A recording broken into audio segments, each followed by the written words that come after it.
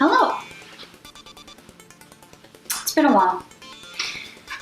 I've been on a bit of a hiatus these past several weeks for a number of reasons. I was working mega overtime for one, I had my wisdom teeth removed for two, and I've been getting ready to go back to school for a third.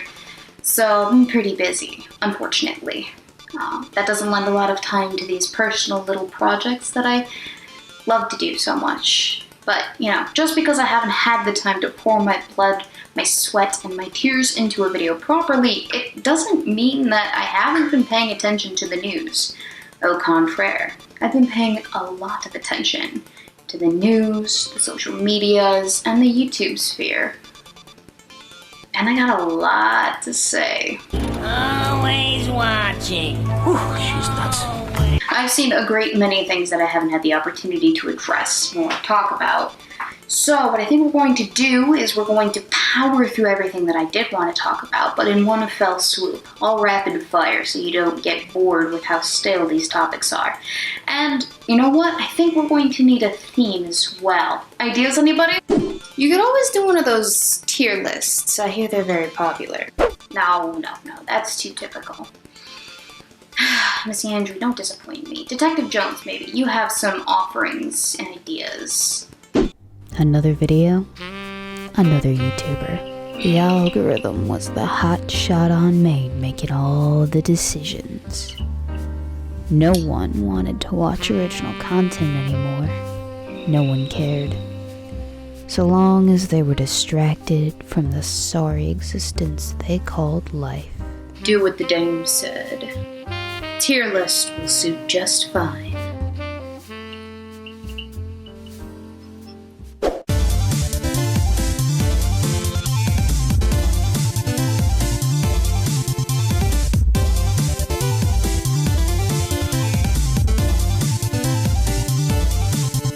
Let the demonetization process begin!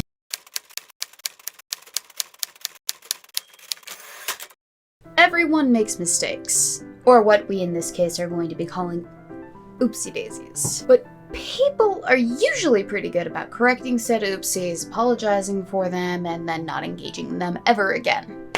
Usually. Remorse for an oopsie, coupled with a quick course correction, however, hardly matters for our purposes today. My intention with this video is simply to take these instances and make light of them while I review them, regardless of each instance's respective levity versus its severity. The tiers will be based on the impact of the oopsie daisy with respect to the internet's reaction as a whole, and is not limited to any topic nor walk of life. As in, if I saw someone committing an oopsie, it's going on the list.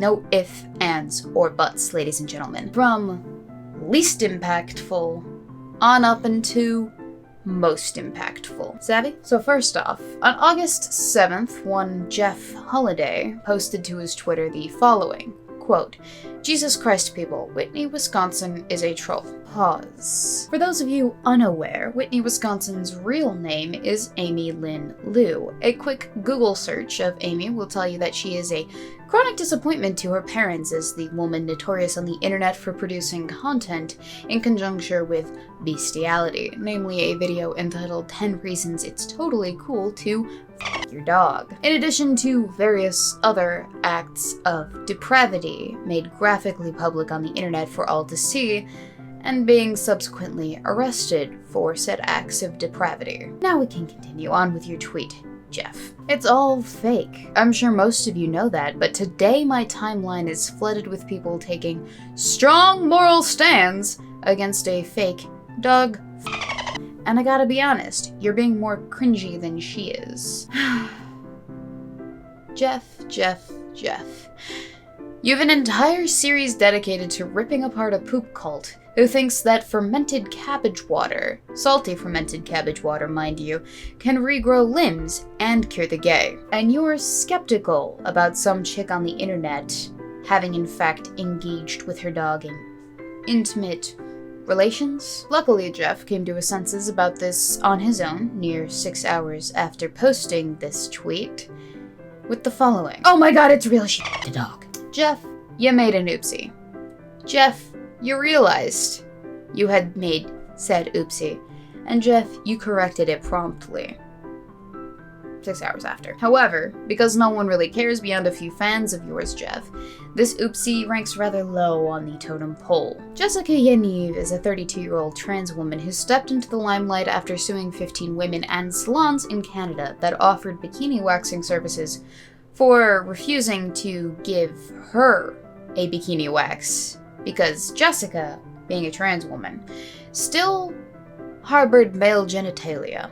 After Jessica had thrusted herself into the spotlight oh so gracefully, Blair White decided to post a video exposing the problem that is Jessica Yaniv in a video entitled Exposing Jessica Yaniv, Trans Predator, documenting the numerous allegations against Jessica, those allegations including but not limited to photographing underage girls in public, inappropriate messages to underage girls, and attempting to host topless swimming parties for kids.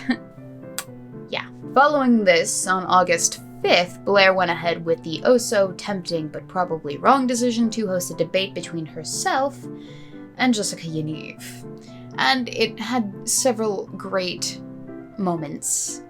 But I gotta admit, this whole stream was probably a very large mistake. Giving this thing any attention, any at all, is probably the wrong move to make, but I digress. During said debate, Jessica Yaniv pulled this fun little stunt on camera live on the air for several 100,000 people to witness. An attack, which is illegal in Canada, just saying. But do you think that was like cute? Was that a moment for you? No, that wasn't a moment for me. Jessica was then promptly arrested for possession of that very stun gun that she showed on air, which in Canada is a prohibited weapon. Oopsies. But I have to ask, what do you people think it says about Canada's legal system that the thing that takes out a very legitimate risk to the health and safety and security of our children and their welfare isn't that person's proximity and self-documented creep factor around said minors. Rather, it's that person waggling around a $20 illegal taser on stream for all to see in an effort to score debate points against someone on the internet? Honestly, I think it says that Canada's priorities are silly, but I digress once again. Newsflash, Jessica. Waving a weapon around on screen in front of someone who's talking to you on camera from hundreds of miles away is not intimidating by any stretch of the imagination. It wasn't intimidating when Nick Fuentes was doing it amidst the mistake that was the Bloodsport era of the YouTube sphere, and it certainly is not intimidating when a powder cake makeup valley girl menstruating wannabe does it either. And by the way, Jessica, you make an abysmal woman, trans or otherwise. Not because everyone with a pair of working eyes can tell that you are not trying hard enough. Oh no. That's not why. But because you are trying entirely too hard, and it's obvious. Everyone and their mother knows the only thing that cis women are jealous of trans women over is the fact that they can't, and never will, have to suffer through the cyclical gut punch of bleeding out of their vaginas for a few days every month. The simple fact of the matter, ladies and gentlemen, however, is that Jessica is only as impactful as long as she is constantly doing outlandish things, not because any single one of these things will ever give her anything longer than 15 minutes in the spotlight. That is the reason for her placement on this hierarchy. Remember, ladies and gentlemen, we are grading based on singular events, not on the oopsies that are the people committing said events. Although a tier list based on worst pull-out oopsies of the century might be in order someday. Joaquin Castro is a representative for Texas's 20th Congressional District. For August 5th, 2019, Joaquin made the big brain decision to post the following to his Twitter. Quote, "Sad to see so many San Antonians as 2019 maximum donors to Donald Trump. The owner of @Bill Miller Barbecue, owner of the historic Pearl, realtor Phyllis Browning, etc. Their contributions are fueling a campaign of hate that labels Hispanic immigrants as invaders." With the following infographic, I'm not going to show it uncensored because I don't believe in targeted harassment, but you get the idea. What Joaquin failed to realize, however, is the fact that people don't like it when they have their business dirty or otherwise, pointed out online in list format for another person's vastly larger network of followers to do with as they please. Go figure! This is an oopsie in many different ways, but the most interesting one, I think, is that those people could potentially be swayed to donate in favor of the opposing side, in particular, Joaquin. In fact, a few of those people Joaquin attempted to intimidate into financial silence and financial inactivism did, in fact, donate to both Joaquin and his brother, Julian. If these donors were thinking of supporting either brother in any future elections they might happen to want to enter into, the brothers have ensured that for the rest of their political careers, they will not receive that money. Ever. The internet is never one to forget, obviously.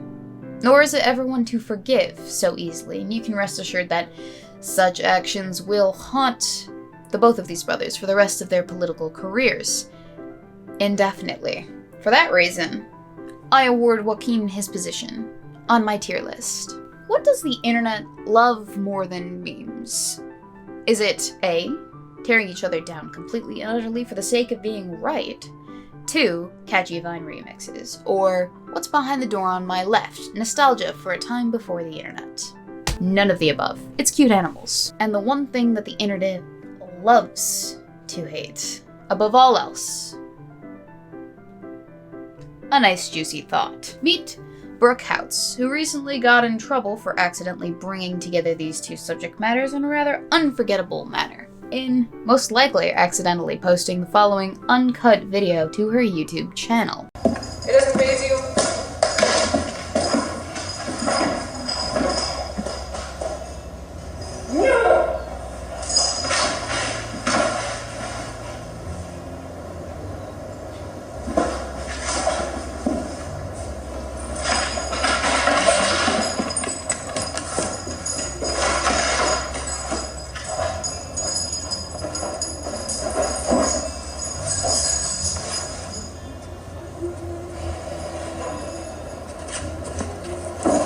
Well, as you can tell, stop!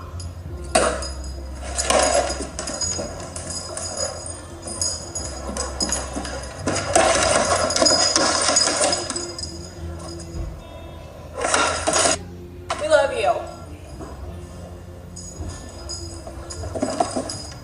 We love you, or whatever. We love you. We love you.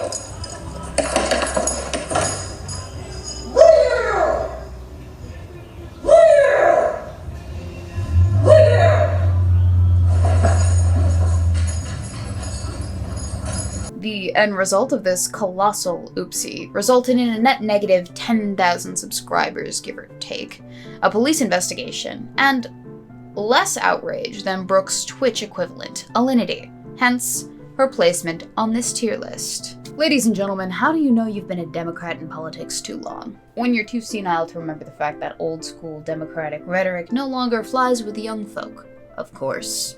So let's say one day you're giving a speech organized by the Asian and Latino Coalition in Iowa. You slip up and forget that poor kids are not exclusively comprised of people of color. The following slips out of your face hole. And the other thing we should do is we should challenge these students. We should challenge students in these schools to have advanced placement programs in these schools. We have this notion that somehow if you're poor, you cannot do it.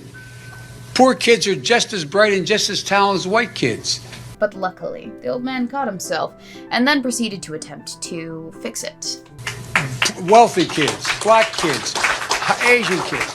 No, I really mean it, but think how we think about it. It only takes a singular moment, ladies and gentlemen, to remind the general public of your chronically white, chronically male, degenerative status, degenerative as in old. So Biden can't spare those moments to begin with, but in a primary race for the Democratic position, in a presidential election, when it's against, say, 20 other candidates, you really can't afford those gaffe moments, can ya?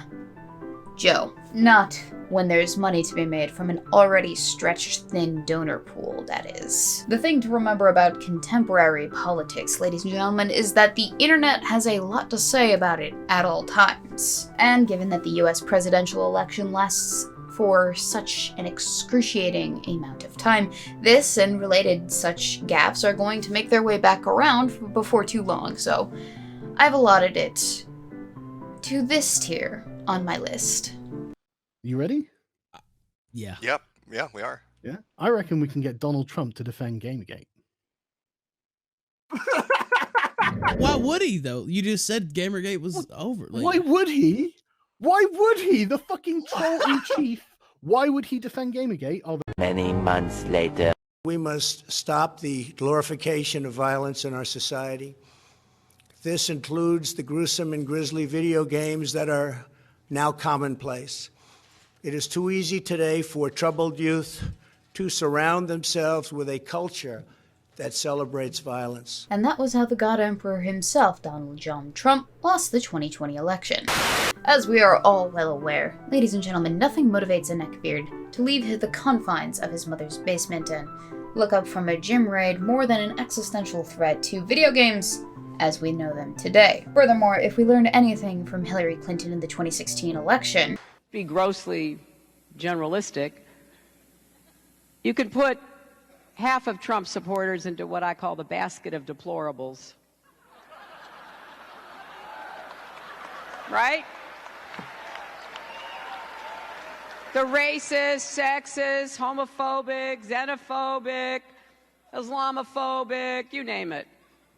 Is that you don't alienate a potential voter base for any reason. That's just politics 101, ladies and gentlemen. You do not insult a potential voter base, and you certainly do not allude to the fact that people who enjoy video games, violent or otherwise, may or may not be ripe to become the next potential mass shooter.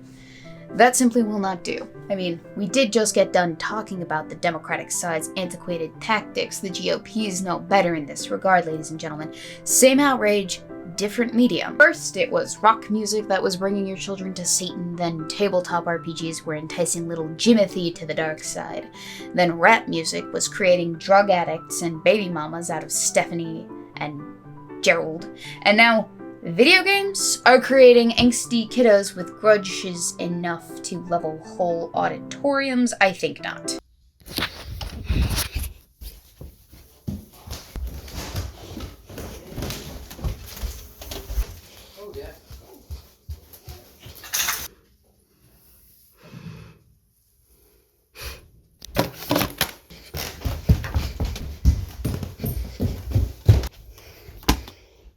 Go ahead.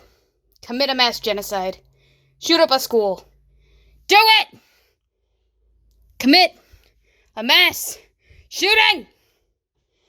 Do it! No dice. Try a different angle. Perhaps the parents are to blame for the behavior of their children. Weird. No? Too outrageous to even consider? Darn. You get an A, Mr. Trump. And for the record, I would just like to state, video games only make me a danger to the vice that I am playing on. And even then, it only encourages me to engage in what is called percussive maintenance, not projectile maintenance. And that brings me to my final oopsie daisy. And this one's a doozy. I'm not normally one to shed a tear for registered sex offender pedophiles dying in prison, but in this case I have to make an exception because the memes have been priceless. They're hilarious enough to make me cry. Everyone is familiar with the formerly professional evil person Jeffrey Epstein, friend to the famous and wealthy who was recently jailed for sex trafficking of minors to said famous and wealthy friendos, correct? Well, he's dead now. In case you've been living under a rock, currently the story goes as such. One fateful night after Jeffrey had been recently taken off of suicide watch that he had been put on for an earlier attempt, his cellmate, which by the way is mandated in cases where an inmate is a suicide risk even after they're no longer on suicide watch, was moved from his cell, and both of his guards had fallen asleep for 3 hours and then falsified records to cover that fact up. Jeffrey passed away of an apparent suicide by hanging. His autopsy reported broken bones in his neck, namely a fractured hyoid bone. This injury is consistent with a neck injury, more so in homicides than suicides, but still consistent with self-imposed sunsetting, if we really wanted to be generous to the narrative that this man did in fact off himself. I'm not going to be the one to speculate as to whether this was a legitimate suicide or actually a homicide. I will leave that to another internet personality named Jones. We're breaking the conditioning! But what I will comment on is how abysmally the ball was dropped in this instance. Regardless of whether this was a suicide or a homicide, the door was left wide open to be taken advantage of. From the sleeping guards to the removal of his cellmate to being taken off of suicide watch, the simple fact is someone did an oopsie-daisy, and it resulted in the death of a man who was supposed to testify to the crimes of other wealthy, powerful people in positions of esteem. The internet did what it always does in such instances. It memed the ever-living hell out of the situation. And here are a few examples of said memes. My personal favorite was actually the Wikipedia Suicide Watch page meme that was edited after the event to say, "Suicide Watch is an intensive monitoring process used to ensure that anyone, except Jeffrey Epstein,